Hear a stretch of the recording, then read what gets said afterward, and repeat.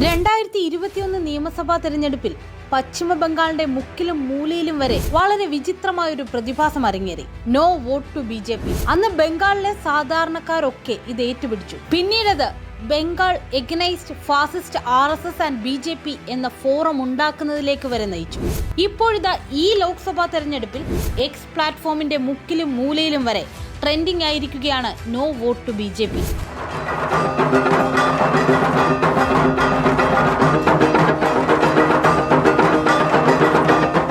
മോദി സർക്കാർ രാജ്യത്തെ പിന്നാക്കം കൊണ്ടുപോയ വിവിധ കാരണങ്ങൾ ഉയർത്തിക്കാട്ടിയാണ് ഹാഷ്ടാഗ് ക്യാമ്പയിൻ. 2024 ലോക്സഭാ തെരഞ്ഞെടുപ്പിൽ BJPക്ക് വോട്ട് ചെയ്യരുതെന്നാവശ്യപ്പെട്ടുള്ള പോസ്റ്റുകളും സോഷ്യൽ മീഡിയയിൽ വൈറലാണ്.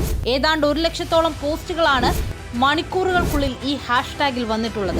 നമ്മുടെ ഭരണഘടനയെ രക്ഷിക്കാനുള്ള സമയം അതിക്രമിച്ചു കഴിഞ്ഞു. നമുക്ക് ശബ്ദമുയർത്താം. BJPക്ക് vote ചെയ്യാതിരിക്കാം.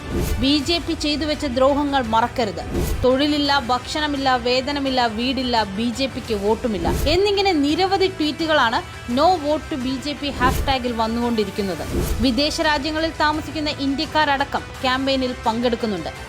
US, Germany, Finland, England തുടങ്ങിയ രാജ്യങ്ങളിലെ പ്രധാന സ്ഥലങ്ങളിൽ വെച്ച് നോ വോട്ട് ടു BJP ബോർഡുകൾ സഹിതം യുവതി യുവാക്കൾ നിൽക്കുന്ന വീഡിയോകൾ പുറത്തുവന്നു.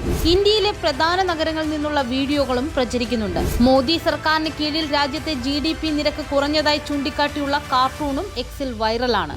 10 വർഷം കൊണ്ട് മോദി സർക്കാരിന് ഒരു വാഗ്ദാനവും പാലിക്കാനായില്ലെന്നും വീണ്ടും 3-ാം തവണ എന്തടിസ്ഥാനത്തിലാണ് അവർ വോട്ട് ചോദിക്കുന്നതെന്നും മറ്റൊരു ട്വീറ്റിൽ ചൂണ്ടിക്കാട്ടുന്നവരുണ്ട്.